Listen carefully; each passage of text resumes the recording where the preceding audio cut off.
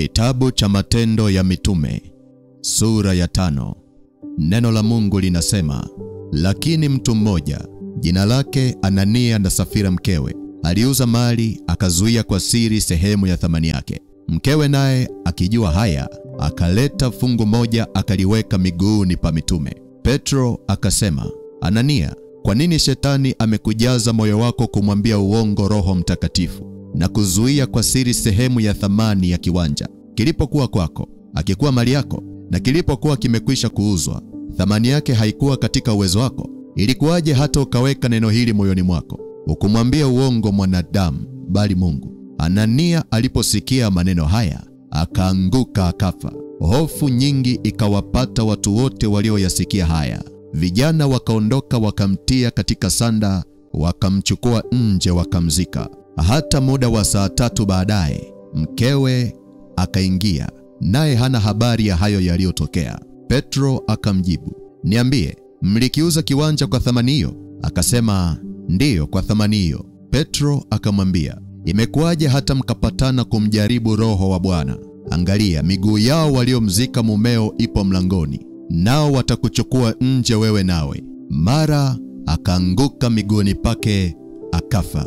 Wale vijana wakaingia wakamkuta amekufa, wakamchukua nje wakamzika pamoja na mumewe. Hofu nyingi ikawapata kanisa lote na watu wote walioyasikia haya. Na kwa mikono ya mitume zikafanyika ishara na maajabu mengi katika watu. Nao wote walikuwako kwa nia moja katika ukumbi wa Suleman, na katika wote wengine hapana hata mmoja aliyethubutu kuambatana nao, ila watu waliwaadhimisha. Walioamini wakazidi kuongezeka kwa Bwana, wengi wanaume na wanawake. Hata ikawa katika njia kuu hutoa nje wagonjwa na kuwaweka juu ya majamvi na magodoro, ili Petro akija, ngawa kivuli chake kimwangukie mmojawapo wao. Nayo makutano ya watu wa miji iliyoko kando kando ya Yerusalemu wakakutanika, wakileta wagonjwa nao walioudhiwa na pepo wachafu, nao wote wakaponywa. Akaondoka kuhani mkuu na wote waliokuwa pamoja naye. Hao ndio walio na madhehebu ya Masadukayo, wamejaa wivu. Wakawakamata mitume wakawaweka ndani ya gereza. Lakini malaika wa Bwana akafungua milango ya gereza usiku, akawatoa akasema, enendeni mkasimame hekaluni, mkawaambie watu maneno yote ya uzima huu. Nao waliposikia, wakaenda alfajiri hekaluni, wakaanza kufundisha. Akaja kuhani mkuu nao waliokuwa pamoja naye, wakawakutanisha watu wa baraza na wazee wote wa wana wa Israeli, wakatuma watu gerezani ili wawalete. Hata watumishi walipofika, hawakuwaona gerezani. Wakarudi wakatoa habari wakisema, gereza tumeikuta imefungwa salama, nao walinzi wamesimama mbele ya mlango, lakini tulipoufungua hatukukuta mtu ndani. Basi jemedari wa hekalu na wakuu wa makuhani waliposikia haya, wakaingiwa na shaka kwa ajili yao, litakuwaje jambo hilo. Mtu mmoja akaja akawapasha habari ya kwamba wale watu mliowaweka gerezani wako ndani ya hekalu, wamesimama wakiwafundisha watu. Ndipo yule jemedari akaenda pamoja na watumishi wakawaleta, lakini si kwa nguvu, kwa maana waliogopa watu wasije wakawapiga kwa mawe. Walipowaleta wakawaweka katika baraza. Kuhani mkuu akawauliza akisema, je, hatukuwaamuru ninyi kwa nguvu msifundishe kwa jina hili? Nanyi tazameni, mmeijaza Yerusalemu mafundisho yenu, na mnataka kuileta damu ya mtu yule juu yetu. Petro na mitume wakajibu akisema, imetupasa kumtii Mungu kuliko wanadamu. Mungu wa baba zetu alimfufua Yesu, ambaye ninyi mlimuua mkamtundika katika mti. Mtu huyo Mungu amemtukuza kwa mkono wake wa kuume, awe mkuu na Mwokozi, awape Waisraeli toba na msamaha wa dhambi. Na sisi tu mashahidi wa mambo haya, pamoja na Roho Mtakatifu ambaye Mungu amewapa wote wamtiio. Wao waliposikia, wakachomwa mioyo yao, wakafanya shauri kuwaua. Lakini mtu mmoja Farisayo, jina lake Gamalieli, mwalimu wa Torati, mwenye kuheshimiwa na watu wote, akasimama katika baraza, akaamuru mitume wawekwe nje kitambo kidogo. Akawaambia, enyi waume wa Israeli, jihadharini jinsi mtakavyowatenda watu hawa, kwa sababu kabla ya siku hizi aliondoka Teuda, akijidai ya kuwa yeye ni mtu mkuu. Watu wapata 400 wakashikamana naye, naye aliuawa na wote waliomsadiki wakatawanyika wakawa si kitu. Baada ya mtu huyo aliondoka Yuda Mgalilaya siku zile za kuandikiwa orodha, akawavuta watu kadha wa kadha nyuma yake, naye pia akapotea na wote waliomsadiki wakatawanyika. Basi sasa nawaambia, jiepusheni na watu hawa, waacheni. Kwa kuwa shauri hili au kazi hii ikiwa imetoka kwa binadamu itavunjwa, lakini ikiwa imetoka kwa Mungu hamwezi kuivunja, msije mkaonekana kuwa mnapingana na Mungu. Wakakubali maneno yake. Nao walipowaita mitume, wakawapiga, wakawaamuru wasinene kwa jina lake Yesu. Kisha wakawaacha waende zao. Nao wakatoka katika lile baraza wakifurahi, kwa sababu wamehesabiwa kuwa wamestahili kuaibishwa kwa ajili ya jina hilo. Na kila siku ndani ya hekalu na nyumbani mwao hawakuacha kufundisha na kuhubiri habari njema za Yesu, kwamba ni Kristo. Bwana Yesu asifiwe. Katika kitabu cha Matendo ya Mitume sura ya 5, tunaenda kufanya maombi ya kufunguliwa milango. Ili uweze kutimiza kusudi la Mungu kwenye maisha yako, kuna milango inatakiwa kufunguliwa kwa ajili yako. Na ili uweze kufikia kiwango cha maisha ambacho Mungu amekupangia, kuna milango inatakiwa kufunguliwa kwa ajili yako. Na hili ni jambo la muhimu sana, kwa sababu maisha yako yanaweza yakazuiliwa kwa sababu kuna milango imefungwa. Maisha yako yanaweza yakawa na ugumu kwa sababu kuna milango imefungwa. Na ninapozungumzia milango, sizungumzii milango ya nyumba unayoifahamu. Nazungumzia milango ya kiroho iliyoandaliwa kwa ajili yako. Na kazi ya milango ni kuruhusu kitu kinachotakiwa kuingia kiingie, na kuzuia kitu kisichotakiwa kuingia kisiingie. Sasa kuna milango ya kiroho imepewa maelekezo ya kuzuia watu wasiingie, na kuna milango ya kiroho imepewa maelekezo ya kuzuia watu wasitoke. Na hapa ndiyo pale unakutana na maisha yako yamekwama, na unatafuta jinsi ya kutoka, unashindwa. Unapitia kwenye uhitaji, lakini unakosa mtu wa kukusaidia. Unatafuta kuvuka kwenye jambo fulani, lakini jitihada zako hazikupi matokeo ya kukutoa mahali ulipo. Hiyo ni dalili ya kukujulisha ya kwamba mlango wako wa kutokea umefungwa katika ulimwengu wa roho. Sasa iko milango mingi ambayo adui anaifunga ili kukwamisha maisha ya mtu. Kwa mfano, uko mlango wa kazi yako. Huu ni mlango unaokusaidia kupata kipato ili maisha yako yaweze kwenda. Upo mlango wa mioyo ya watu. Huu ni mlango unaokusaidia kupata kibali mbele za watu. Unapoongea nao wanakusikiliza na kukuelewa na wanakupenda. Upo mlango wa uzazi ambao unatumika kukupatia watoto au uzao. Upo mlango wa biashara unaokusaidia kupata faida kwenye kile kitu unachofanya. Ukiona biashara yako inaingiza hasara badala ya faida, maana yake mlango wa biashara umefungwa. Upo mlango wa ndoa unaokusaidia kuwa na ndoa nzuri yenye amani. Upo mlango wa hatima au destiny unaokusaidia kutimiza kusudi la Mungu kwenye maisha yako. Upo mlango wa baraka unaokusaidia kutembea kwenye ahadi za Mungu alizoziahidi kwenye maisha yako. Upo mlango wa uzima unaokusaidia kuwa na afya njema. Huu mlango unapofungwa, ndipo pale magonjwa yanapokuwa hayaishi kwenye maisha ya mtu. Alafu kuna mlango wa ndoto unaotumika kufanya mawasiliano na kupokea taarifa kati ya nafsi yako na ulimwengu wa roho. Bwana Yesu asifiwe. Sasa nimekutajia kwa uchache ili ujue ya kwamba katika ulimwengu wa roho kuna milango inaweza ikafunguliwa na kuna milango inaweza ikafungwa. Anayefanya kazi ya kufunga ni shetani mwenyewe kwa kutumia mawakala wake. Hebu ngoja nikupeleke kwenye maandiko ili ulipate jambo hili vizuri. Ukisoma kile kitabu cha Matendo ya Mitume sura ya 5 mstari wa 17 hadi wa 20, maandiko yanatupa habari ya kufungwa gerezani kwa mitume. Neno la Mungu linasema, akaondoka kuhani mkuu na wote waliokuwa pamoja naye. Hao ndio walio na madhehebu ya Masadukayo, wamejaa wivu.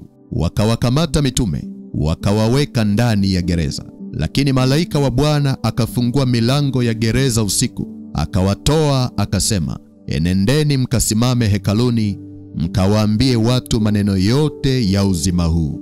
Bwana Yesu asifiwe. Unisikilize, itakusaidia. Lengo la kuwafunga gerezani lilikuwa ni kuwazuia wasifanye wanachotakiwa kufanya. Kwa hiyo kitu ambacho shetani alikuwa anakitafuta ni kuwafungia mlango wa huduma yao ili wasiweze kuendelea. Lakini Mungu alituma malaika usiku, akaja akawafungulia milango. Hebu sema akawafungulia milango. Sema tena akawafungulia milango. Haleluya. Na kuombea na wewe milango yako ifunguliwe kwa jina la Yesu. Nasema na kuombea na wewe milango yako ifunguliwe kwa jina la Yesu.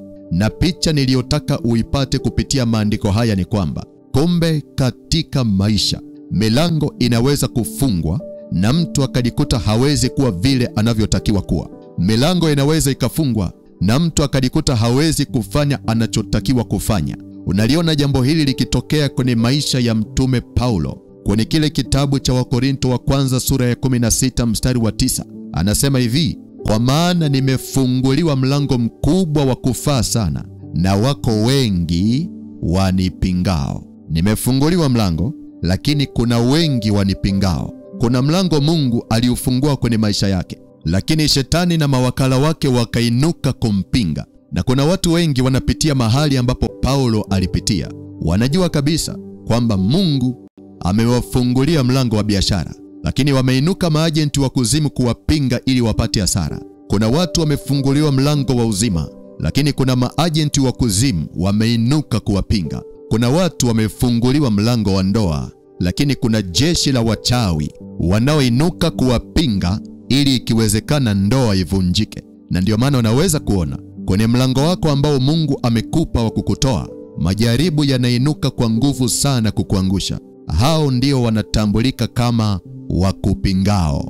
Lakini kama Mungu aishivyo, hawatafanikiwa kukuzuia milele, hawatafanikiwa kukukwamisha milele. Maana neno la Mungu linasema kwenye kitabu cha Wakorinto wa kwanza sura ya 10 mstari wa 13 kwamba jaribu halikuwapata ninyi isipokuwa lililo kawaida ya wanadamu, ila Mungu ni mwaminifu, ambaye hata waacha mjaribiwe kupita mwezavyo, lakini pamoja na lile jaribu atafanya na mlango wa kutokea ili muweze kustahimili. Mungu anatuahidi kupitia neno lake kwamba atafanya mlango wa kutokea, na hili ndilo litakuwa fungu lako kwa jina la Yesu. Mahali popote ambapo wameinuka wakupingao, Bwana atakufanyia mlango wa kutokea. Mahali popote ambapo maajenti wa kuzimu wameinuka kukuzuia, Bwana amesema atakufanyia mlango wa kutokea. Bwana ataingilia kati na kukufungulia milango iliyofungwa na adui. Bwana ataingilia kati na kumtuma malaika wake akufungulie mlango wa uzima wako, akufungulie mlango wa biashara yako, akufungulie mlango wa hatima yako, atakufungulia mlango wa ndoa yako. Na hata kama adui alikuangusha chini, utasimama tena kwa jina la Yesu. Hata kama ulisahaulika na kutolewa kwenye picha, utakumbukwa tena kwa jina la Yesu. Hata kama ulikuwa ni kielelezo cha aibu mbele za watu, Bwana atakuheshimisha tena na atakuweka panapo nafasi kwa jina la Yesu. Hata kama shetani alitaka kukuua kwa magonjwa, hatafanikiwa, kwa sababu Bwana anaenda kukufungulia mlango wa uzima na atakurejeshea afya yako na kuziponya jeraha zako. Na hili ndilo litakuwa fungu lako katika jina la Yesu. Bwana Yesu asifiwe. Bwana Yesu asifiwe. Ninaomba ufunike macho yako. Funika macho yako halafu unisikilize. Siku ya leo Yesu anaenda kukufungulia milango kwenye maisha yako, lakini kuna jambo la kutengeneza. Adui mkubwa wa milango ya maisha ni dhambi.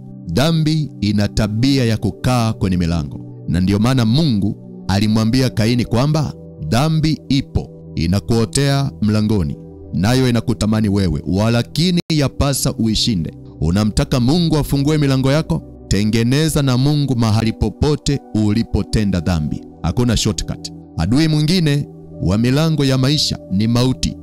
Na ndio maana Mungu alimwagiza Musa, akamwambia waambie wana wa Israeli wapake damu kwenye milango yao, ili kwamba malaika wa kifo asiweze kuingia. Sasa swali, malaika wa kifo akiangalia kwenye milango ya maisha yako iliyofungwa, anaona nini? Hakikisha katika maombi ya leo milango yako iwe na alama ya damu ya Yesu, ili muharibifu asipate nafasi ya kuingia. Hakikisha unaachana na dhambi, ili milango yako ifunguliwe na Bwana akuweke panapo nafasi.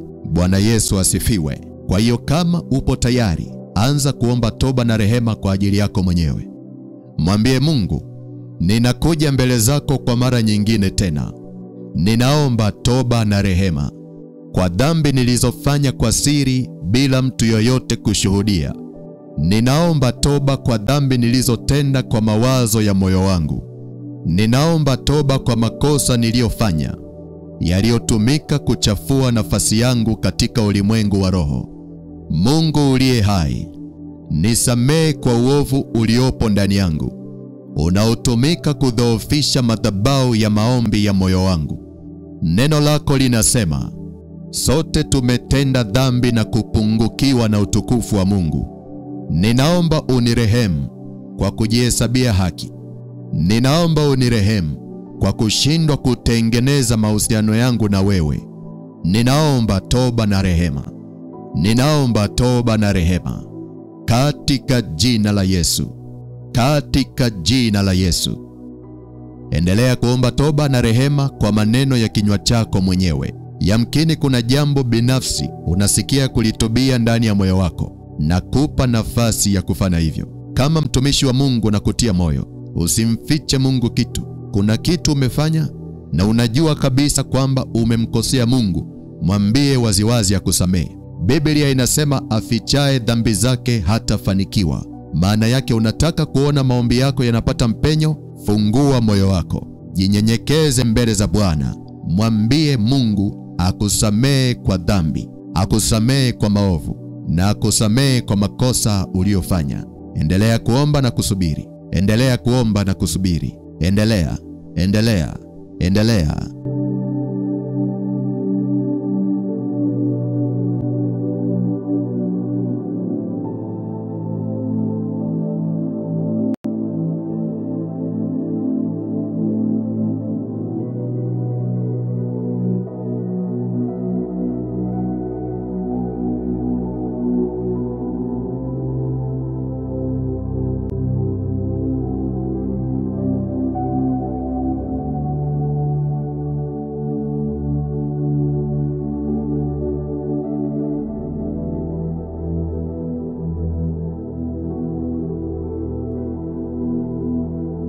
Mungu uliye hai, tunaitegemea damu ya Yesu kwa ajili ya utakaso wa nafsi zetu. Tunaitegemea damu ya Yesu kwa ajili ya ukombozi wa nafsi zetu. Tuhurumie Bwana kwa makosa tuliyofanya. Tuhurumie Bwana kwa dhambi tulizotenda. Tusamehe kwa kumpa shetani nafasi ya kutawala kupitia hisia zetu. Tusamehe kwa kumpa shetani nafasi ya kutawala tamaa za miili yetu. Tumekuwa watumwa wa dhambi. Tumeiacha njia ya utakatifu kwa kuzifuata tamaa zetu wenyewe. Tumekutenda dhambi kwa kujificha, tukijua matendo yetu yamesitirika mbele zako. Baba, tunaomba utusamehe. Baba, tunaomba uturehemu. Tumeyajua makosa yetu na tunajutia kumuhuzunisha Roho wako Mtakatifu. Tumeyajua makosa yetu na tunajutia kusahau maagizo ya neno lako.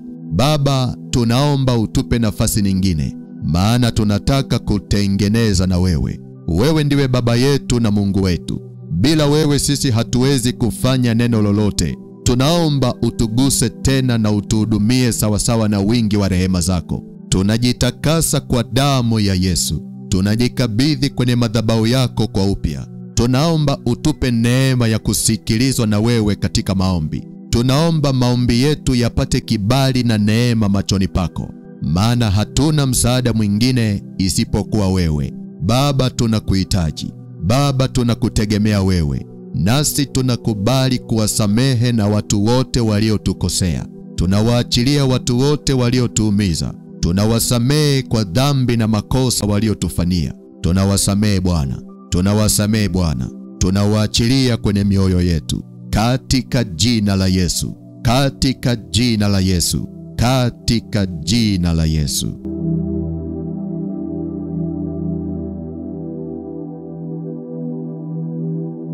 Kama umeshafanya toba na rehema na unasikia umepata amani, anza kutumia mamlaka uliopewa katika ulimwengu wa roho kushinda vita ya kiroho inayofunga milango yako.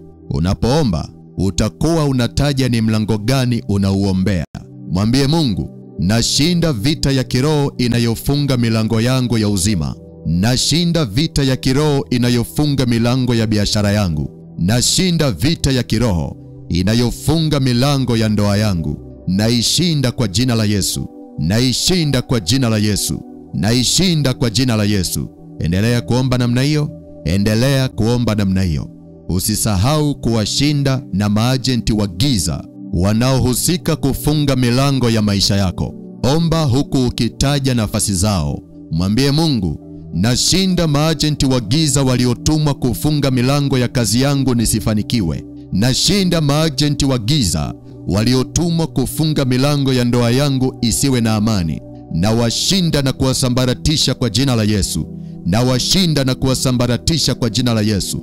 Nashinda roho za miungu zinazofunga milango ya maisha yangu. Nashinda roho za kichawi zinazofunga milango ya baraka zangu. Nazishinda kwa jina la Yesu. Nazishinda kwa jina la Yesu. Nazishinda kwa jina la Yesu. Endelea kuomba namna hiyo. Endelea kuomba namna hiyo. Ongeza na maneno yako sawasawa na Roho Mtakatifu anavyokuongoza. Lakini hakikisha unafanya vita. Hakikisha unawapiga. Hakikisha unawashambulia. Hakikisha unavunja na kuharibu mipango yao. Hakikisha hapatoshi katika ulimwengu wa roho. Endelea kuomba, endelea kuomba. Lazima wanaofunga milango yako wakuachie leo. Lazima wanaofunga maisha yako wakuachie leo.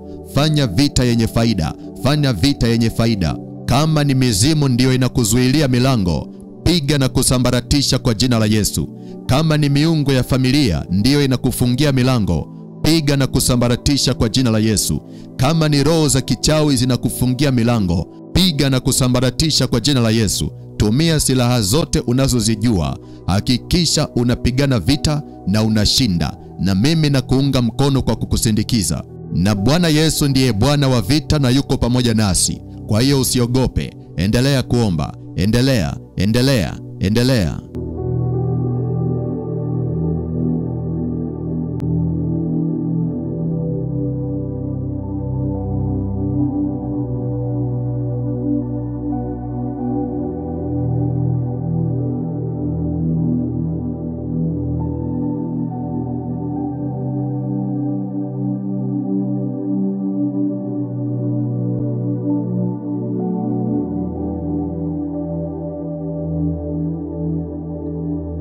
Kwa nguvu na uweza wa damu ya Yesu, nashinda vita ya kiroho inayofunga milango kwenye maisha yako. Nashinda vita ya kiroho inayofunga milango ya hatima yako. Napeleka damu ya Yesu kwenye vita yako. Napeleka damu ya Yesu kwenye vita yako. Napeleka damu ya Yesu kwenye ulimwengu wako wa roho. Maajenti wa kuzimu waliotumwa kufunga milango yako, wapigwe na kuanguka kwa upanga wa roho. Wapigwe na kuanguka kwa upanga wa roho. Wapigwe na kuanguka kwa upanga wa roho. Upanga wa roho upite kwenye kambi za wachawi waliofunga milango ya hatima yako tangu ukiwa mtoto. Na wapiga kwa upanga wa Roho Mtakatifu. Na wapiga kwa upanga wa Roho Mtakatifu. Na wapiga kwa upanga wa Roho Mtakatifu. Moto ushuke na kuteketeza roho za mizimu ya ukoo, roho za mizimu ya familia iliyokufungia milango katika ulimwengu wa roho. Wapigwe kwa moto wa Roho Mtakatifu. Wapigwe kwa moto wa Roho Mtakatifu. Wapigwe kwa moto wa Roho Mtakatifu. Navunja roho za kichawi zilizotumwa kufunga milango ya uzima wako.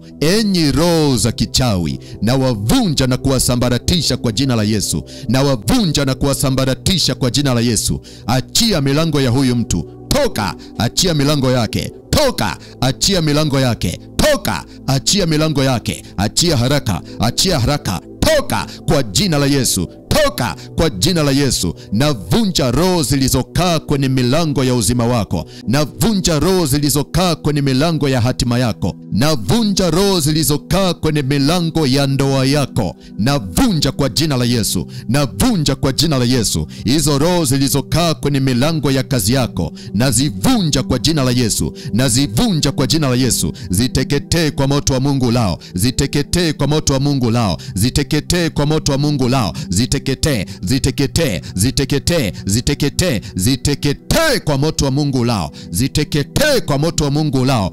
nashinda hiyo vita ya kurithi inayozuia milango yako isifunguke kwenye maisha. Naishinda kwa damu ya Yesu, naishinda kwa damu ya Yesu. Vita ya kurithi kwenye ukoo, vita ya kurithi kwenye familia, vita ya kurithi inayokutesa, vita ya kurithi iliyokuzuilia milango yako, naishinda kwa damu ya Yesu. Nao wakamshinda kwa damu ya mwana kondoo na kwa neno la ushuhuda wao, ambao hawakupenda maisha yao hata kufa. Hiyo vita iliyokufuatilia kipindi cha utoto wako, hiyo vita ya kiroho iliyokufungia milango tangu unazaliwa, ninaishinda kwa damu ya mwana kondoo, ninaishinda kwa damu ya mwana kondoo, ninaishinda kwa damu ya Yesu Kristo iliyomwagika, kwa damu ya Yesu Kristo iliyomwagika. Ninaachilia damu ya Yesu ipite kwenye kila mlango, ipite kwenye kila mlango wa kiroho uliofungwa kwenye maisha yako. Damu ya Yesu, damu ya Yesu, damu ya Yesu, damu ya Yesu ipite na nguvu zake, ipite na uweza wake, ipite na moto wake, katika jina la Yesu, katika jina la Yesu. Hizo nguvu za giza zilizoweka makao kwenye milango yako na kuhakikisha kwamba hiyo milango haifunguki mbele yako,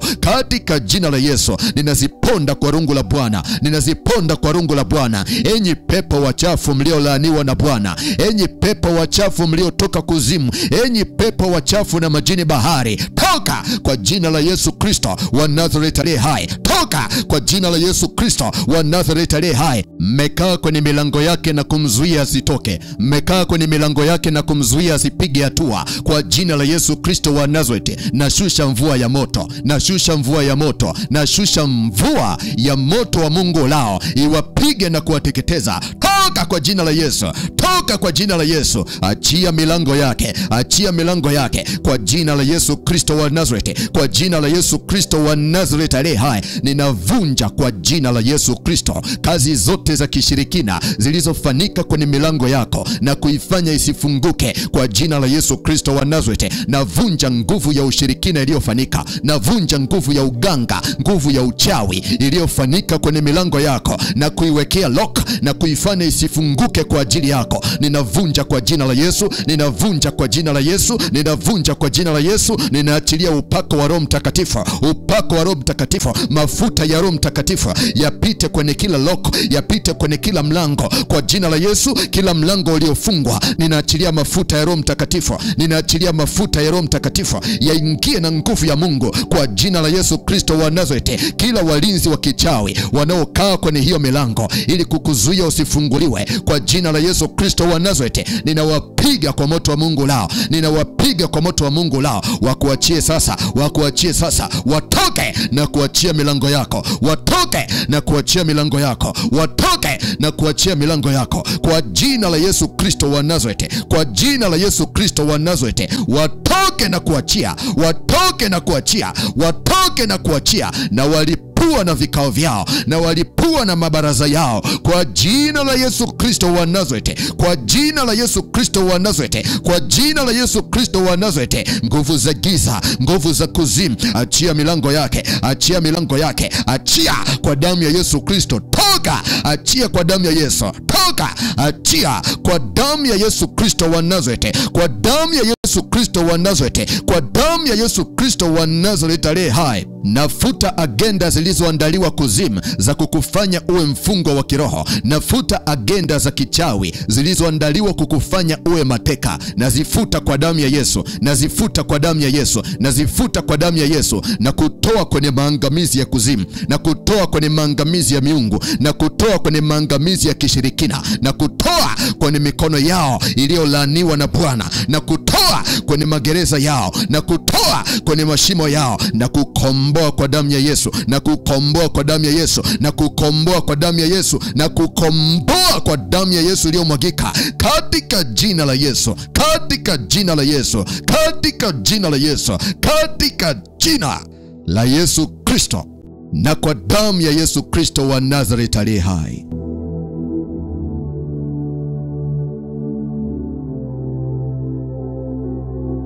Kama unasikia kuvuka, anza sasa kuamuru milango yako ifunguke. Anza kuamuru milango yako ifunguke kwa jina la Yesu. Mwambie Mungu, natumia mamlaka ya jina la Yesu lipitalo majina yote. Ninaamuru milango ya maisha yangu ifunguke kuanzia leo. Ninaamuru milango ya uzima wangu ifunguke kuanzia leo. Ninaamuru milango ya uzima wangu ifunguke kwa jina la Yesu. Nafungua milango yangu sasa. Nafungua milango yangu sasa. Nafungua, nafungua, nafungua, nafungua. Endelea kuomba, endelea kufungua. Endelea kuomba, endelea kufungua milango iliyofungwa kwenye maisha yako. Usiogope, usiogope, usiogope. Omba kwa ujasiri kabisa. Hakuna vita tena. Shetani na maajenti wake wameshashindwa tayari. Sasa fungua kile walichokuwa wamekifunga. Endelea, endelea, endelea.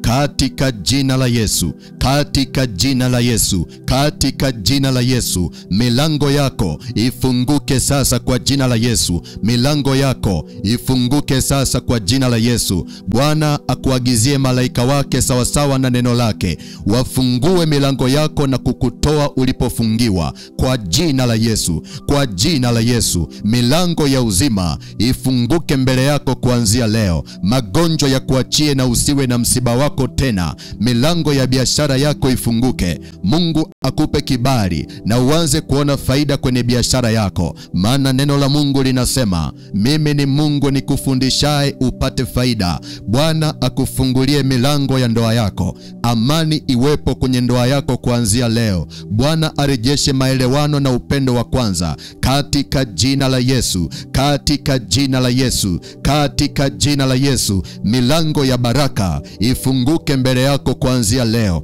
Maisha ya kuhangaika na kutabika yasiwe fungu lako tena kuanzia leo.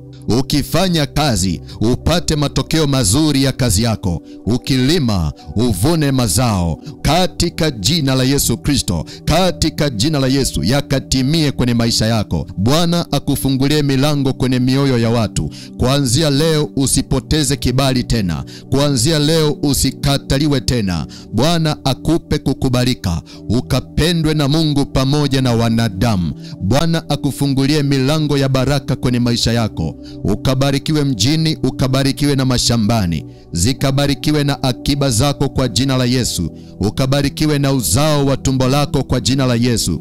Ukabarikiwe na uzao wa mifugo yako kwa jina la Yesu. Ukaanze kuona ongezeko kuanzia leo. Ukaanze kuona ongezeko kuanzia leo. Ukaanze kuona ongezeko kuanzia leo. Bwana akufungulie milango ya hatima yako. Destiny yako ifunguke kuanzia leo. Ukatimize ndoto zako na malengo yako. Ukatimize ndoto zako na ukawe kama vile Mungu alivyokuumbia kuwa. Hatua za miguu yako zikaimarishwe na Bwana. Ukamwone Mungu akikupigania na kukushindia. Katika jina la Yesu, katika jina la Yesu, katika jina la Yesu. Kwa mamlaka niliyopewa katika utumishi ambao Mungu amenipa, na kwa nguvu na uweza wa jina la Yesu lipitalo majina yote, na kutamkia baraka na ushindi kwa jina la Yesu. Na kutamkia baraka na kuinuliwa kwa jina la Yesu. Na kutamkia kibali na neema za Kristo kwenye maisha yako. Ukamwone Mungu akikubadilishia maisha yako kuanzia leo. Ukauone mkono wa Mungu ukikuvusha na kukupeleka kwenye hatima nzuri iliyokusudiwa na Bwana. Ukabarikiwe katika maisha yako na mipango yako ikafanikishwe na Bwana. Katika jina la Yesu, katika jina la Yesu, katika jina la Yesu, katika jina la Yesu. Amen. Bwana Yesu asifiwe. Kama umefanya maombi haya, napenda kukupa hongera kwa ushindi. Mungu akubariki sana kwa kusoma kitabu cha Matendo ya Mitume sura ya 5 yote. Kesho tutaendelea kusoma kitabu cha Matendo ya Mitume sura ya 6. Kwa hiyo usisahau kuandaa Biblia yako na ujiandae kwa maombi pia. Lakini kabla sijamaliza kipindi cha leo, nataka nikupe nafasi ya kuokoka. Yani kumpa Yesu nafasi aingie ndani yako na afanike kuwa Bwana na Mwokozi wa maisha yako. Unapookoka, unapata uhakika wa kuishi maisha ya ushindi ukiwa hapa duniani. Lakini pia unapompa Yesu maisha yako, hata ukifa leo, unakwenda mbinguni. Hii ni habari njema sana ya ufalme wa Mungu katika maisha yako. Kwa hiyo kama upo tayari na unamhitaji Yesu aingie ndani yako, akuokoe na aliandike jina lako kwenye kitabu cha uzima wa milele, fuatisha maombi haya. Sema: Mungu Baba, katika jina la Yesu, asante kwa kuniwezesha kusoma neno lako siku ya leo. Ninaomba unisamehe dhambi zangu zote nilizotenda kwenye maisha yangu. Ninatubu kwako. Ninaomba unisamehe. Ninaomba damu ya Yesu initakase. Bwana Yesu, ninafungua moyo wangu na kukaribisha uingie ndani yangu kwa uweza wa Roho wako Mtakatifu. Uwe Bwana na Mwokozi wa maisha yangu kuanzia leo hii na milele yote. Ninaomba uliandike jina langu kwenye kitabu cha uzima wa milele. Ninaomba unitie nguvu shetani yasinishinde. Ninaomba unitie nguvu majaribu yasinishinde, katika jina la Yesu. Amen. Kama umefanya sala hii, napenda kukupa hongera kwa kuokoka. Mungu akubariki sana. Tuonane tena siku ya kesho. Mshirikishe na mtu mwingine unayempenda ambaye unajua anaweza akanufaika na usomaji huu wa Biblia pamoja na maombi. Yesu akutunze na kukulinda. Amen.